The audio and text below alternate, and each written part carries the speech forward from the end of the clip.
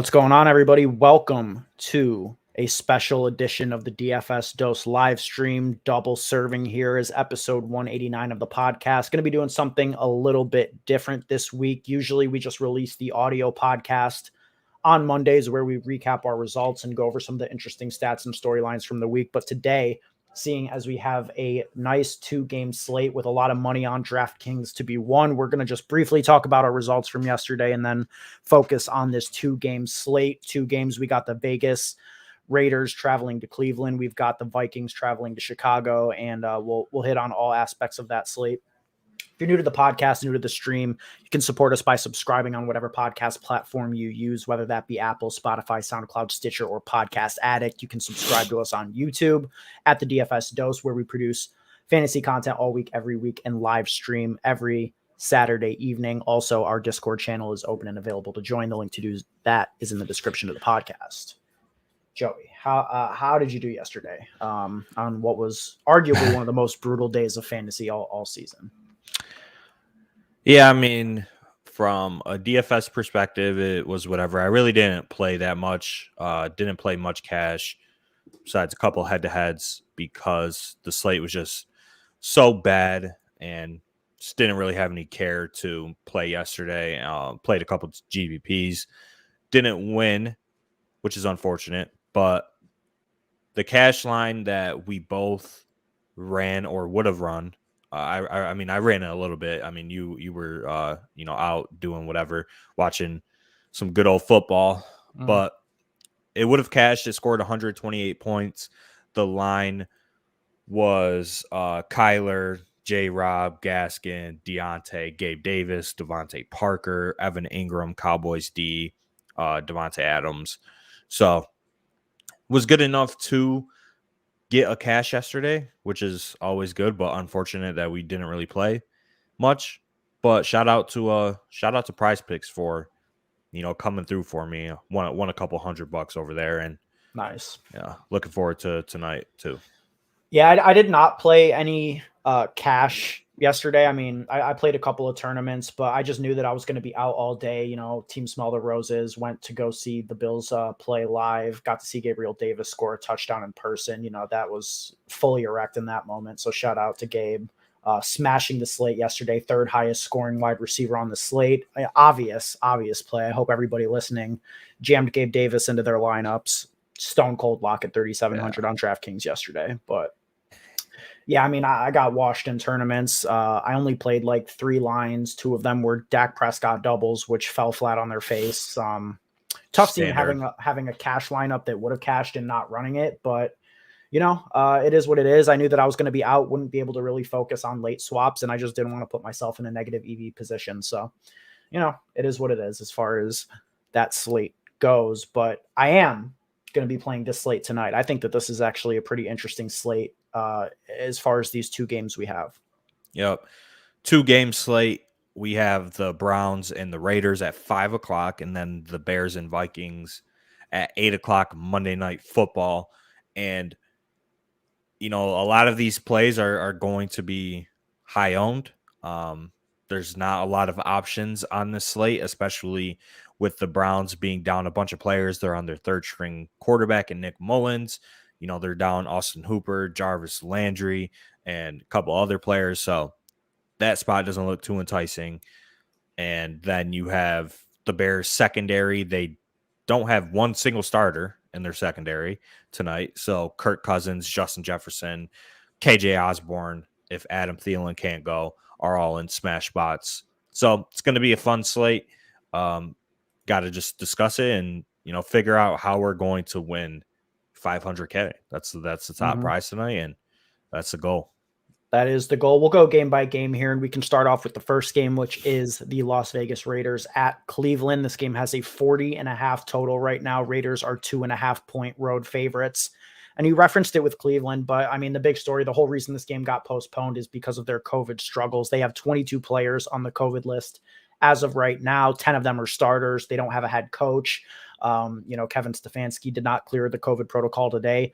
No Baker, no Case Keenum, no Landry, no Hooper, no Kareem Hunt. And that just leaves Cleveland's offense fully dependent, in my opinion, on the backfield duo of Nick Chubb Andy Ernest Johnson. I think that, they're going to be responsible for any offense that Cleveland's able to generate, which may not be much, as the Browns have a 19-point implied team total, lowest on the slate of the 4 teams. Yeah, the scoring expectation is pretty slim for the Browns with Nick Mullins at the helm. They are getting back some of their offensive linemen, though, so that does bode well for the running backs. And the Raiders are one of the worst teams against the run on the season.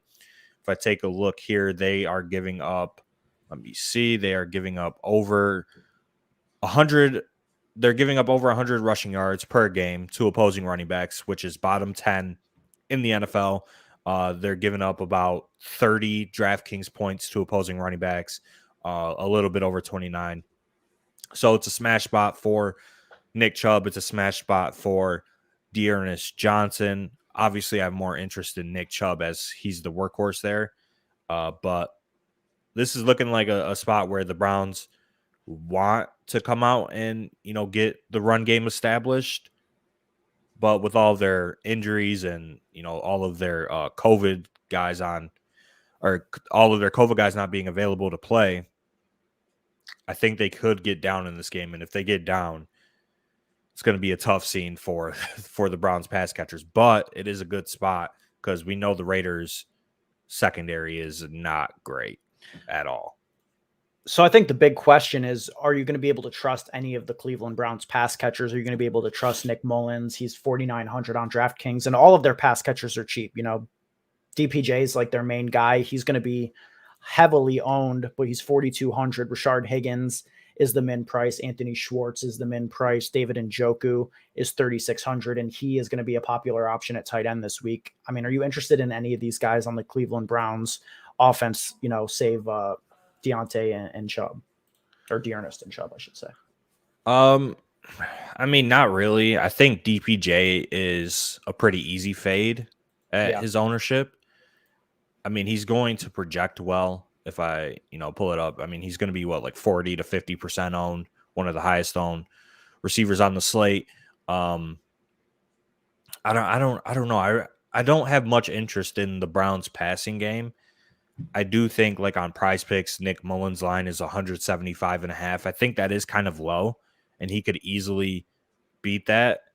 But I just don't want to be bullish on the Browns in this spot. Although, like I said, it is a pretty good matchup for the Browns. So.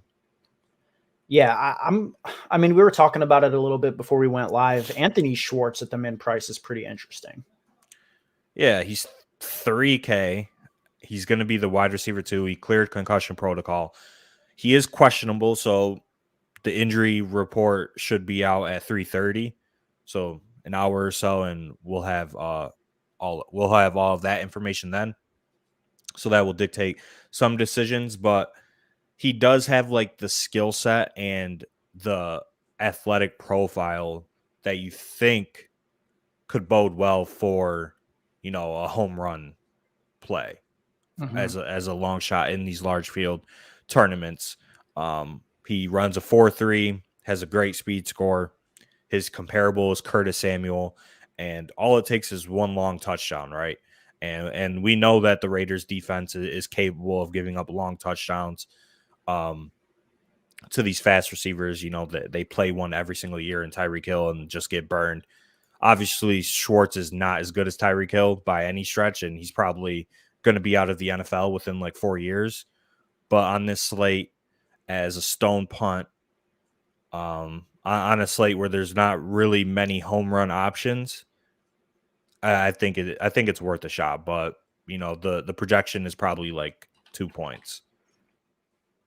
Yeah. And I mean, he's projecting literally for 0% ownership. So, I mean, you luck box into something big with him and you're going to be set up really well in these large field tournaments.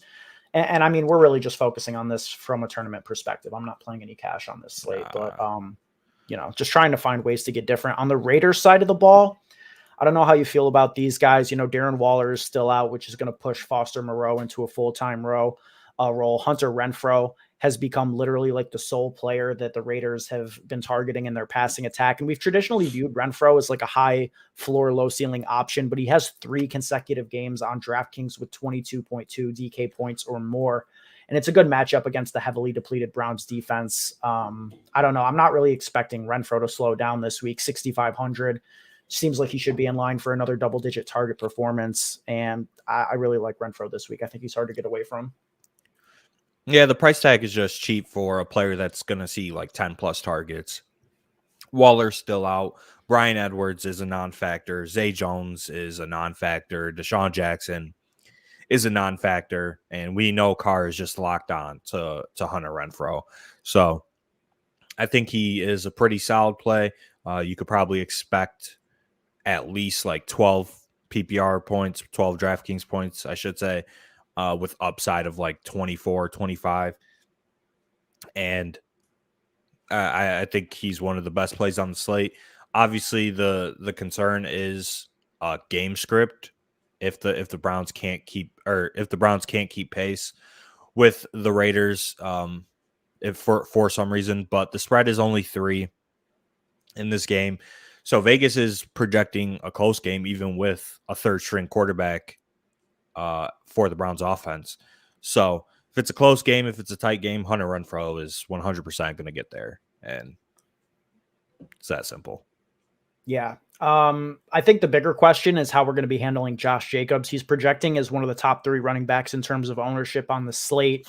You can save 1,600 off of Nick Chubb to go down to him. You can save 2,200 off of Dalvin Cook to go down to him. We know the receiving role has been growing, although Jalen Richard is activated from the COVID list and could slip in and steal some of that. Yeah, I think that's some quietly impactful news is the Jalen Richard getting activated off of the COVID list, because we saw the last time he was healthy, even with Kenyon Drake healthy, he was starting to come in on some pass downs. And I think that hurts Josh Jacobs' receiving upside just a little bit. I love Josh Jacobs under 27.5 receiving yards today, especially if the game script works in favor of the Raiders, where they're just going to be running the ball. In terms of DraftKings, he's 6,300 on the road. I'm always inclined to fade Josh Jacobs. I think his upside is just so low, honestly.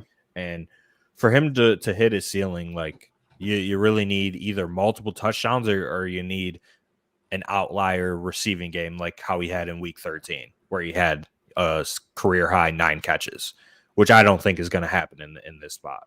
So if there's one running back I'm fading on the slate, it's probably Josh Jacobs. Yeah, I think Jacobs is a decent fade, especially at ownership. I mean, it's tough. Like Cleveland's so depleted. This could be a pretty good game script for Jacobs. But like you said, it's only a 3-point spread. This is a West Coast team traveling east. I don't know. I don't think it's a great spot for either of these teams. And for that reason, I mean, this game I think is a lot less interesting than the late game, which is, setting up to be the more popular game, deservedly so. We've got Minnesota traveling to Chicago. It is a 45.5 point total. The Vikings are 6.5 point road favorites. And obviously the story of this game is that, Minnesota is going to have the 2 highest owned players on the slate, Dalvin Cook and Justin Jefferson, rightfully so, as these are inarguably the 2 strongest plays on the slate at the respective positions, running back and wide receiver. Highest ceilings, highest floors. How are you looking at these 2 guys? And the question of playing them together, I think, is the big one. Can you do it? I mean, yeah, you kind of have to on the slate. And just touching on tight ends, we kind of skipped over it. Just going back to the other game real quick, I think you're probably picking a tight end out of this game for GPPs. I think Njoku, out of the Browns game, I should say, not the Vikings. Njoku, Moreau, and Harrison Bryant, I think, are all pretty solid plays. I think I prefer Njoku. I think he's going to be a top 3 owned tight end on the slate, but he has the athletic profile and the upside that we want. He's probably worked with Nick Mullins quite a bit, both them being backups. And 3,600, it's a good price tag for Njoku's upside. So I definitely like him, and I think Moreau is a good pivot too at 3,800. But just wanted to mention that we didn't talk about them. Those are the best tight end plays on the slate, Njoku and Moreau. But agreed. Jefferson and Cook, I mean, both great plays. You got to play them. Like I said, Bears, they're missing every single starter in the secondary. Then, if you take a look at their front seven, Roquan Smith, questionable. Akeem Hicks, questionable. They're already down Khalil Mack. I think they're already down another guy on the defensive line, if I'm not mistaken. Yeah, Goldman and Mario Edwards. Yeah. So the Bears defense is just absolutely depleted right now. It's a smash spot for the Vikings. It's a smash spot for Kirk Cousins on the road in Chicago. And the hope is just that the Bears can do enough on offense to push the Vikings to score and, let these guys hit their ceilings, which is, I think, the only concern. But it's a good spot for Justin Fields, too. It is. I mean, Chicago's offense, it seems like it's undermanned on paper without Allen Robinson and Marquise Goodwin, who have played a big role for the team, but neither of them have really done too much, especially Allen Robinson being one of the most disappointing players in fantasy this season. So, I mean, they're going to be rolling out a trio of wide receivers. That's Darnell Mooney, JAKEEM Grant, and DAMIERE. Cole Kmet should work in there as one of the primary pass catchers, but I don't know, man. This Chicago offense, do you think that they're going to be able to push Minnesota at all? I think so. Minnesota's defense just has not been good recently. And they've given up a lot of points, a lot of yards to opposing quarterbacks. Justin Fields is projecting the best out of any quarterback on the slate. He's only 5,300, so just a very cheap price tag for a player that is capable of rushing for 100 yards in any game if need be. I think he's probably a good bet to go over like 200 passing yards. He'll probably have a passing touchdown or two. So at 5,300, it's kind of hard to get away from him, especially if you're playing cash. Like, he's the stone lock in cash. But in GPPs, I mean, we've seen games this season where Fields just falls on his face completely. And as the clear-cut highest owned quarterback, I think that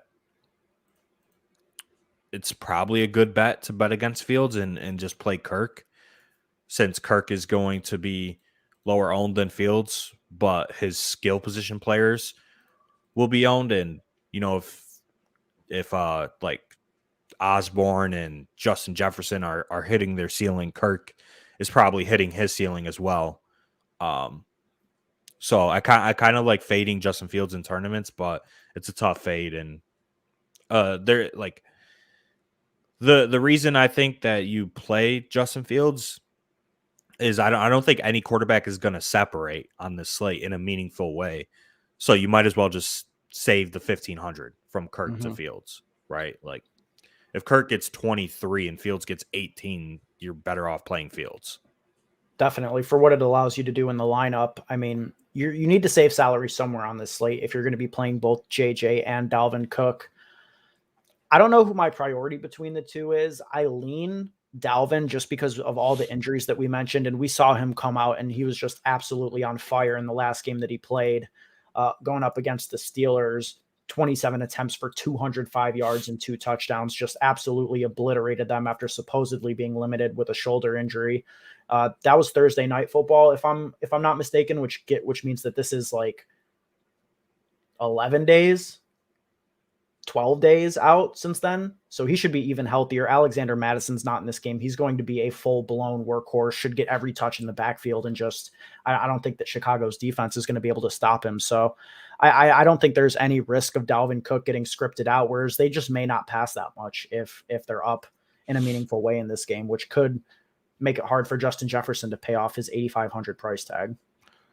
Yeah, and I think, if you go On a traditional main slate, if you play Dalvin Cook, you're probably not playing Justin Jefferson. But on a 2-game slate where they're both projecting as 2 of the best plays and 2 of the highest home plays, obviously you could play them together, and you're kind of just betting on the Vikings offense being a juggernaut in this spot if you play both of them.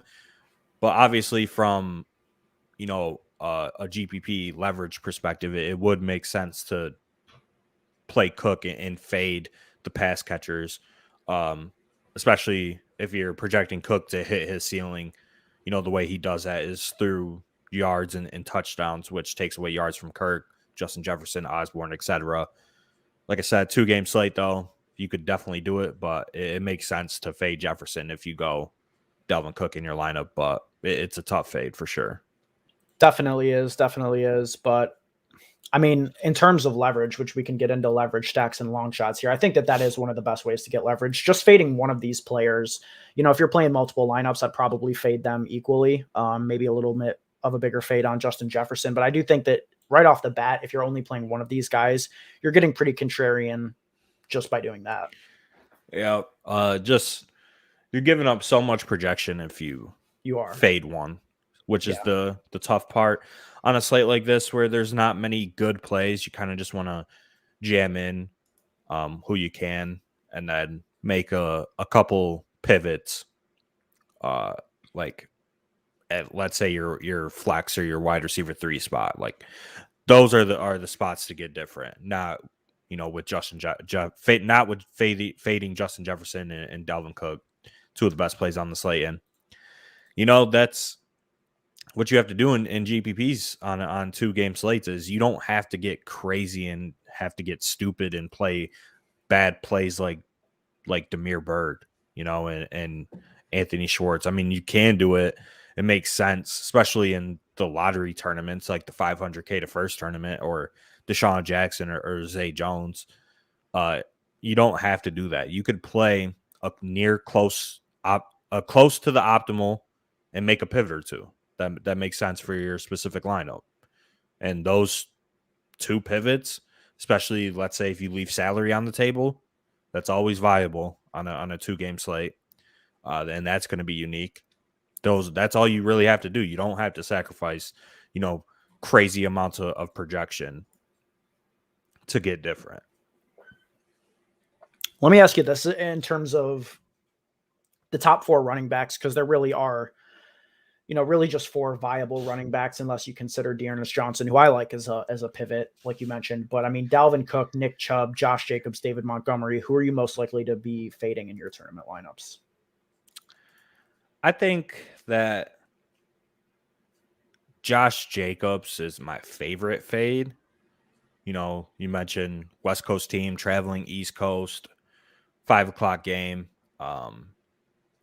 Browns did get a lot of players back on the defensive side of the ball off of the COVID list. And I think Josh Jacobs' floor is the lowest out of all of these guys. So I would just bet against Josh Jacobs in this spot. David Montgomery, I mean, I don't know how you feel about him, but I think David Montgomery's floor and ceiling is a little bit higher than Josh Jacobs. So I would be more inclined to play Montgomery instead of Jacobs. But I agree. I think that it's a bigger possibility that Montgomery gets scripted out, although he has seen a really increased role in the passing game lately. Yeah. But, I mean, this could be a spot where if they get down huge, they're going to have to start depending a little bit more on Justin Fields, where I just don't think that the Raiders can get down huge against this depleted Browns secondary and Nick Mullins. I mean, I think at worst it's going to be a close game. Yeah, I agree. And Vegas has the Vikings Bears at a 6.5 spread. So I think that's fair. I think the Vikings do win. So if you're projecting a Vikings winning game script, you could fade David Montgomery on that thesis. But like you said, he is being more involved in the passing game. And, if he gets 7-6 catches from Justin Fields, he'll probably get there. It's just whatever combo you play is really going to determine your running back core, right? Whichever two you pick. And obviously, Cook and Chubb are the best. But I think you play one of Cook and Chubb and you play one of Josh Jacobs and David Montgomery. Like Cook. No, you're not about that Dearness Johnson life? No, absolutely not. That's crazy, man. I'm expecting with Nick Mullins in there and this depleted receiving core that they're just going to depend on the run. Like they want to run the ball. We already talked about how bad Raiders run defense is. I think that, Nick Chubb can get out there and have, his 20 attempts, and Dearness Johnson can touch the ball 10 plus times as well. I like Houston likes the Vikings -6.5. Yeah, me too. Yeah. I mean, I don't know, man. I don't want to sacrifice like 10 points in projection to play Dearness Johnson when he's 500 less than David Montgomery and 900 less than Josh Jacobs. Like if he was 4K, then yeah, I'm all for it. But at 5,400, they price this man as if he's like a low end starter, and he's a backup that's probably going to get 5 to 7 touches on a good day. Mm-hmm. And if the Browns get down, it's GG. He's not doing anything. So, just in terms of projection, and it's not opening up your lineup. Like he's still expensive, and on this slate, I don't really see a necessity to play Dearness Johnson. Like I'd be more inclined to play like a Damien Williams if I'm really just punting it. And even then, that's something I would never do on this slate. I'm playing Cook, Chubb, Josh Jacobs, and David Montgomery, and that is it. So if you're differentiating then at wide receiver, who do you like as a long shot play at the wide receiver position? I mean, we talked about Schwartz as just like a dart throw. I don't really love it, but I can understand it. I think if you're just looking for like ownership leverage, I think it's JAKEEM Grant at 3,800. Leverage off of Mooney. We saw his like athletic ability on display last week. He's able to break those long touchdowns. Then you get the dual threat of him returning kickoffs and punts as well. So maybe he luck boxes into a kickoff or punt return for a touchdown. You get those 6 points. And at 3,800, he pairs well with Justin Fields. He's going to be the wide receiver 2 with A-Rob on the COVID list. As you could see here, I mean, goddamn, 4,100 for Allen Robinson. Jeez, how the mighty have fallen. But 3,800 at home against this Vikings secondary seems really good. So I kind of like JAKEEM Grant as the dart throw option. Yeah, I think that one of JAKEEM Grant or DAMIERE BYRD are going to be in the winning lineup. I've always liked DAMIERE BYRD as just an athletic guy. And, in weeks, not last game, but in the previous 2 weeks, he was averaging 6 targets per game. Last week, he had a long touchdown, over 50 yards for a touchdown on DAMIERE BYRD last week after Robinson went down. So I don't know, man. I kind of like DAMIERE BYRD as a punt at 3,400 this week, but they're both highly shaky. But, if you're doubling up Justin Fields, I think that you put one of those two guys in there with Mooney. And that's how you do it. I wouldn't play Cole Kmet. He's projecting as like the highest owned tight end on the slate, and he hasn't caught a touchdown at all this entire season. Jimmy Graham is the tight end that scores touchdowns there. I mean, Cole Kmet is on an 18-game streak of not catching a touchdown. I'm not playing him as the highest owned tight end on the slate. Yeah, probably not. So I'm fine with fading Cole Kmet. I'm fine with kind of just going light on the Bears, to be honest. Darnell Mooney, Justin Fields are projecting to be 2 of the highest owned players on the slate. And I think, in terms of ranges of outcomes, there's probably like a 30 to 40% chance that Justin Fields falls flat on his face once again. We've seen it in about 50% of his games this year. Obviously, it's a great spot. They're at home. Vikings defense has just been getting decimated recently, but there's always like in terms of probabilities, like he's still a rookie quarterback on a bad team with a bad O-line and a bad head coach.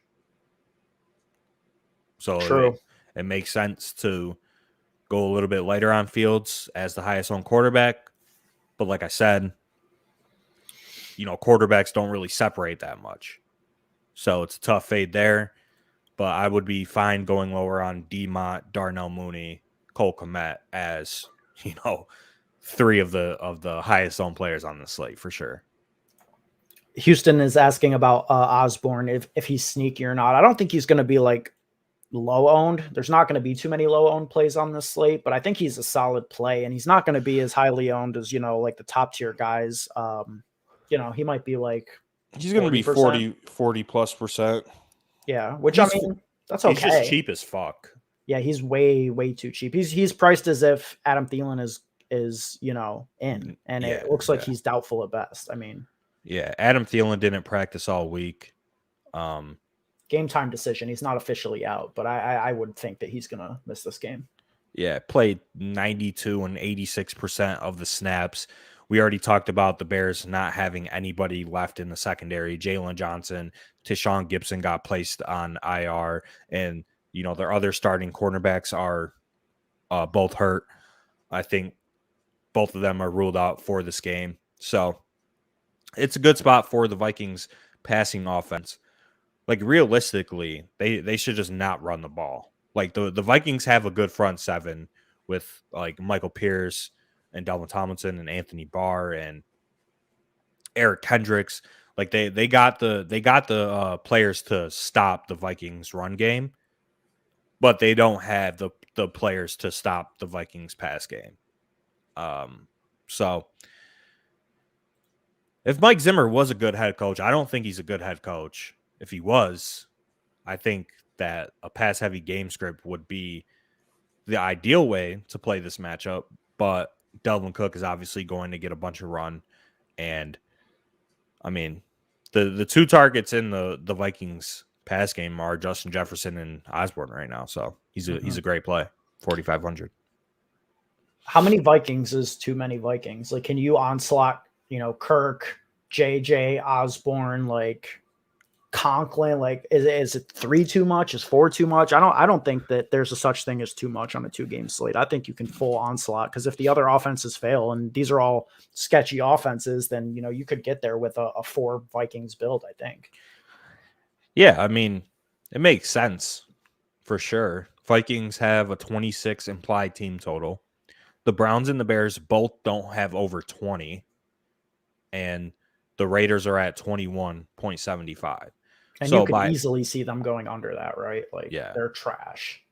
So by onslaughting the Vikings offense and just getting, you know, all of the pieces, Kirk, Dalvin, Justin Jefferson, Osborne, makes a ton of sense of the world when you know, want to onslaught the team in the best spot with the highest implied team total in a great matchup against a team that has no starting secondary players.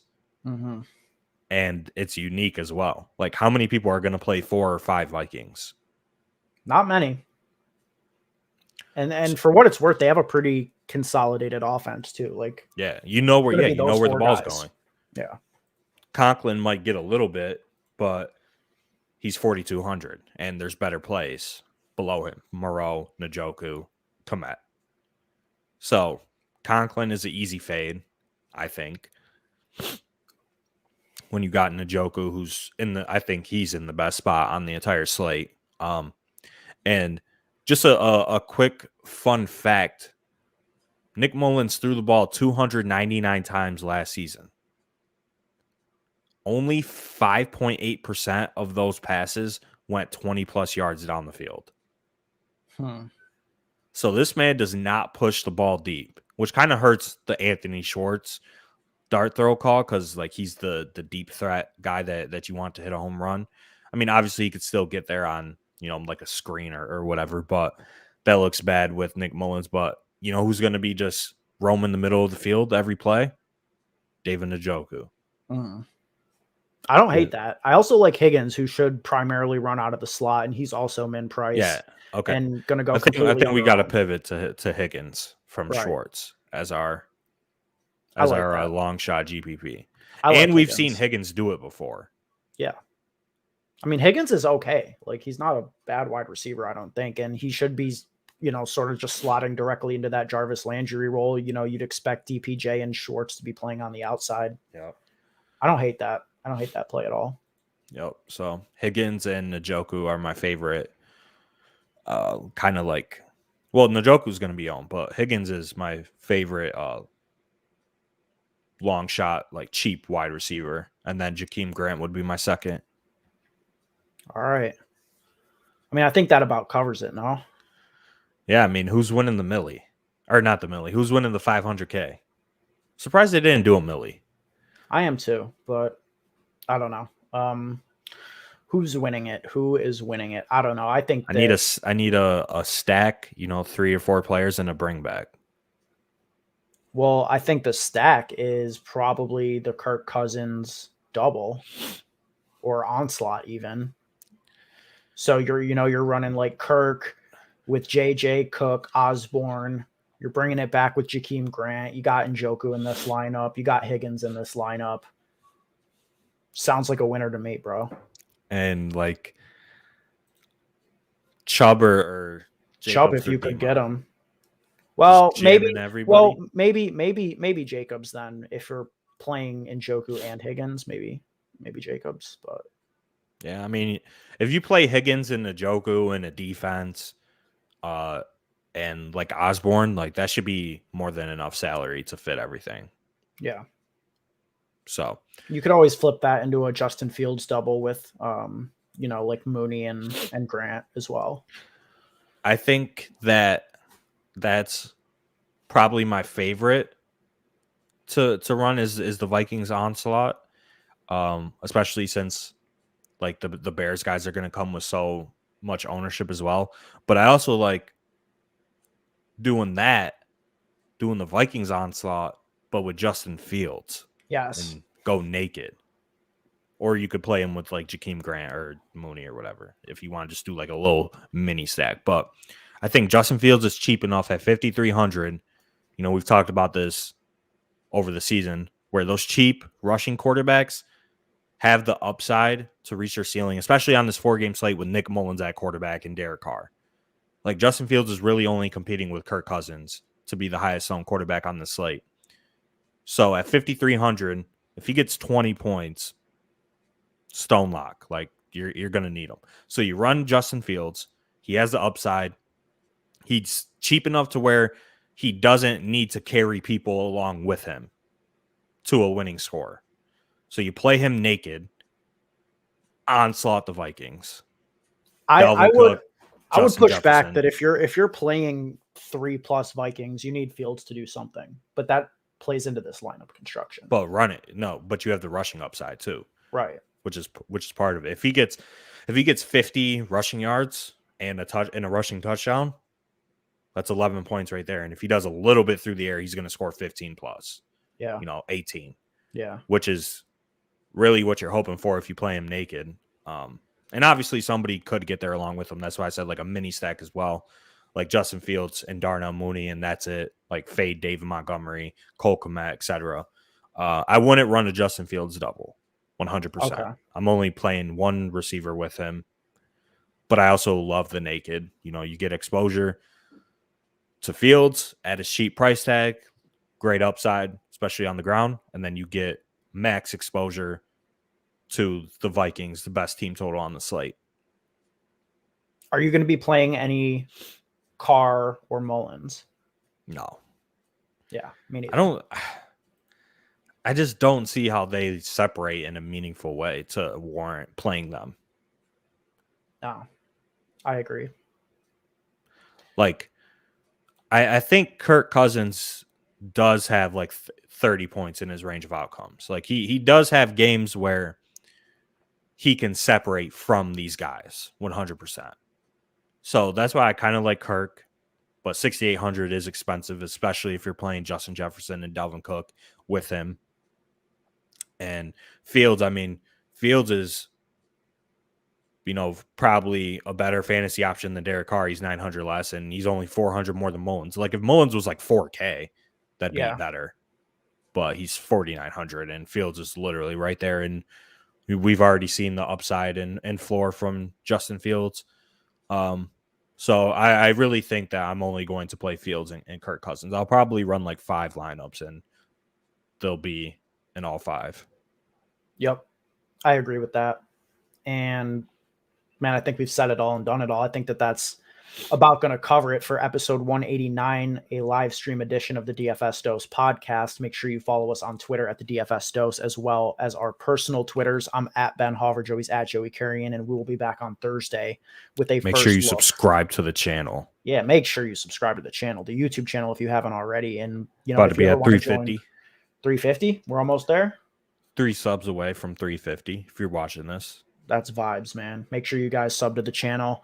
If you're listening out there, if you're viewing out there, just know that we appreciate you and we value you. Live stream tomorrow? Time, probably not. Probably not. But maybe. We could do it around this time. We'll tweet about it. Talk to you guys next time.